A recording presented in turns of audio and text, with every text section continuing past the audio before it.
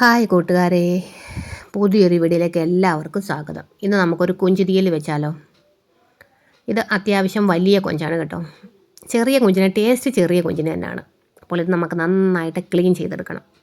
അപ്പോഴേക്ക് ഞാൻ ഒരു അരമുറി തേങ്ങ, നല്ലതായിട്ട് ഉണങ്ങിയ തേങ്ങയാണ്, അതാണ് ഇന്ന് അടന്നിരിക്കുന്നത്. അപ്പോൾ നമുക്ക് ചൂട് കെട്ടി ഒരു പാത്രം എടുത്തിട്ട് ആ തേങ്ങ അതിലേക്ക് ഇട്ട് കൊടുക്കാം. എരിക്ക് ആവശ്യത്തിന് കുറച്ച് വറ്റൽമുളകും കൂടെ ഉണ്ട്. ഞാനൊരു 5-6 വറ്റൽമുളക് എടുത്തിട്ടുണ്ട്. അത്യാവശ്യം എരിയുണ്ട്. അപ്പോൾ ഇത് നല്ല ബ്രൗൺ കളറാവണം. തേങ്ങ നല്ല ബ്രൗൺ കളറാവുന്നവരെ നമുക്ക് നന്നായിട്ട് ഇളക്കിക്കൊണ്ടിരിക്കണം, ചെറിയ തീയിലിട്ട്. വേണമെങ്കിൽ എണ്ണ വേണ്ടവർക്ക് എണ്ണ ഒഴിക്കാം. ഇത് നല്ല ഉണങ്ങിയ തേങ്ങയായിട്ട് നന്നായിട്ട് എണ്ണ ഊറി വരും ഇതിൽ. അപ്പോൾ നമുക്ക് നന്നായിട്ട് മിക്സ് ചെയ്ത് കൊടുക്കാം. ഒരു 10 മിനിറ്റ് ആകുമ്പോഴത്തേക്ക് പെട്ടെന്ന് ഇത് റെഡിയായി വരും. എല്ലാവർക്കും തീയിലൊക്കെ വെക്കാൻ അറിയാമായിരിക്കും, എന്നാലും അറിയാൻ മേലാത്തവർക്ക് വേണ്ടിയാണ് കേട്ടോ ഈ ഒരു വീഡിയോ. തീയലൊക്കെ നല്ല ടേസ്റ്റ് അല്ലേ. എങ്ങനെ ഉള്ളിത്തീയലാണെങ്കിലും ഈ വഴുതനങ്ങായും എല്ലാം കൂടെ ചേർത്തും തീയൽ വെക്കുമല്ലോ, നല്ല ടേസ്റ്റ് തീയലാണ്. അപ്പോൾ അതിനും കുറച്ചും കൂടി ബ്രൗൺ കളർ ആകണം. നമുക്ക് ഒന്നും കൂടി നന്നായിട്ട് ഇളക്കി കൊടുക്കാം. ആയി വന്നിട്ടുണ്ട്. ഇനി നമുക്ക് അതിനാവശ്യത്തിന് ഒരു 1.25 സ്പൂണ് മല്ലിപ്പൊടിയാണ് ചേർക്കുന്നത് ഞാൻ. അത് നന്നായിട്ട് ഒന്ന് മിക്സ് ചെയ്ത് കൊടുക്കാം. കരിഞ്ഞു പോകരുത്, അതനുസരിച്ച് നമുക്ക് തീ കുറച്ചിട്ട് വേണമെങ്കിൽ ഓഫാക്കിയാലും വേണ്ടില്ല, കാരണം പാത്രത്തിന് ചൂട് കൊണ്ട് അങ്ങ് റെഡി ആയിക്കോളും.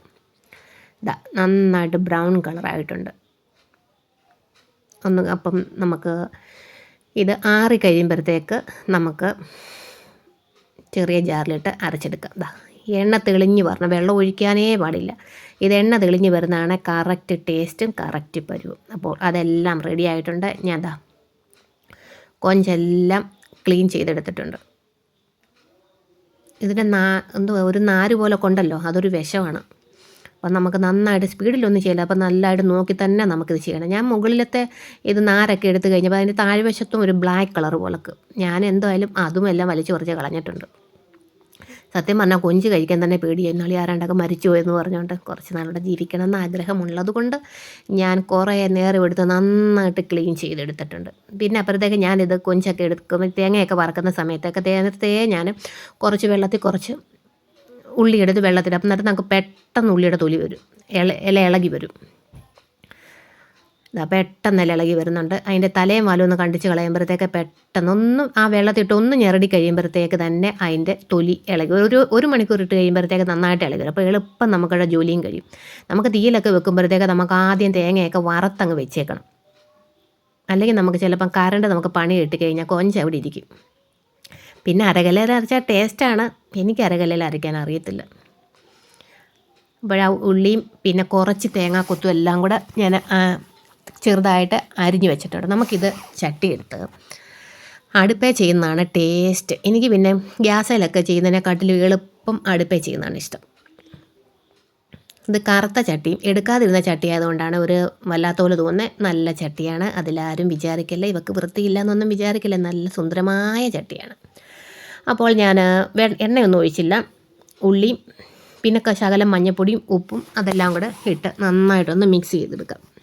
ഒന്ന് വരണ്ട് വന്നു, അതിൻ്റെ വെള്ളം എല്ലാം മാറി കഴിയുമ്പോഴത്തേക്ക് ഒന്നും കൂടെ നമുക്ക് നന്നായിട്ട് മിക്സ് ചെയ്ത് കൊടുക്കാം.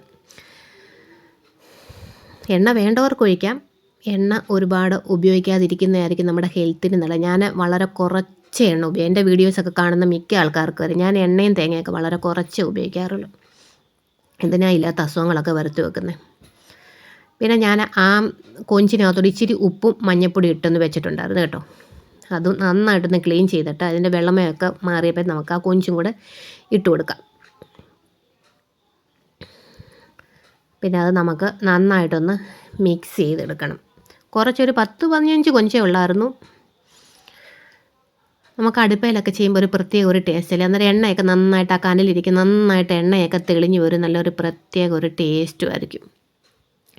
അപ്പോൾ നമുക്കതെല്ലാം നന്നായിട്ട് മിക്സ് ചെയ്ത് കൊടുക്കാം. ഇതിൽ നിന്ന് നന്നായിട്ട് വെള്ളം ഊറി വരും. കണ്ടോ, നന്നായിട്ട് വെള്ളമൊക്കെ ഊറി വന്നിട്ടുണ്ട്. നന്നായിട്ടൊന്ന് മിക്സ് ചെയ്ത് കഴിയുമ്പോഴത്തേക്ക് നമുക്ക് അരച്ച് വെച്ചിരുന്ന മിക്സ് ഉണ്ടല്ലോ, അത് നമുക്ക് അതിനകത്തോട്ട് ഇട്ട് കൊടുക്കാം. വെട്ടത്തിൻ്റെ പ്രശ്നമുണ്ട്, എന്നാൽ അത് പുകയും കൂടെ ആയതുകൊണ്ടാണ് ഇച്ചിരി നന്നായിട്ട് ക്ലിയർ അല്ലാത്ത പോലെയൊക്കെ തോന്നുന്നത്. എന്നാലും കുഴപ്പമില്ല.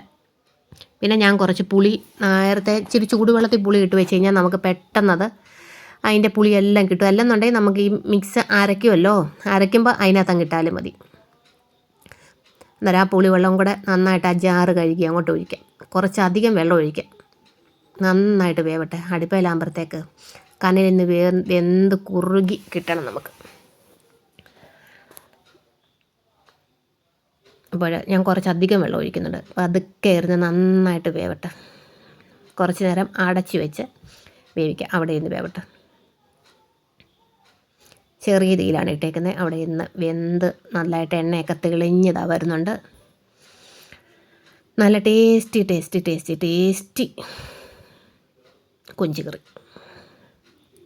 ഇതാ നന്നായിട്ട് ആവശ്യത്തിനൊക്കെ കുറുകി വന്നിട്ടുണ്ട്. ഇതാ കണ്ടോ. പിന്നെ നമുക്ക് ഇതിനകത്തോട്ട് കുറച്ച് കടുക് വറുക്കാമേ. കടുകും കുറച്ച് കൊച്ചുള്ളി, കുറച്ച് കറിവേപ്പില, കുറച്ച് വറ്റൽമുളക് നന്നായിട്ട് ഒന്ന് കടുകും കൂടെ വറുത്തൊന്നിടുമ്പം പ്രത്യേക ഒരു ടേസ്റ്റ്.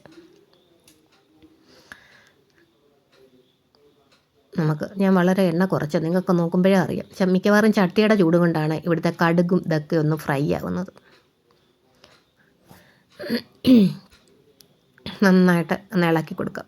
കൈ എടുത്തു കഴിഞ്ഞാൽ ഒന്നാമത് എണ്ണയും കൂടെ ചേർക്കാത്തതുകൊണ്ട് ചിലപ്പം കരിഞ്ഞു പോകാൻ ചാൻസ് ഉണ്ട്. പിന്നെ ഇത് സ്റ്റീലിൻ്റെ പാത്രം കൂടെ ആയതുകൊണ്ട് അപ്പം അതെല്ലാം റെഡി ആയിട്ട് നമുക്ക് അതിനകത്തോട്ട് ഇട്ട് കൊടുക്കാം.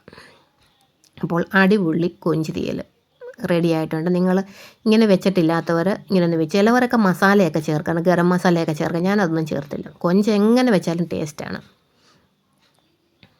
അന്നേരം നിങ്ങളുടെ വിലപ്പെട്ട അഭിപ്രായങ്ങളൊക്കെ രേഖപ്പെടുത്തണം, ഹൈപ്പ് ചെയ്യണം. പിന്നെ നിങ്ങൾക്ക് ഇഷ്ടമാണെന്നുണ്ടെങ്കിൽ ഇത് ഒന്ന് ഷെയർ ചെയ്യണം. ഇതാ കണ്ടോ, അത്യാവശ്യത്തിന് കുറുകി നല്ല ടേസ്റ്റി ആയിട്ട് വന്നിട്ടുണ്ട്. അപ്പോൾ അടുത്ത വീഡിയോ ആയിട്ട് വീണ്ടും കാണാം. Thank you so much.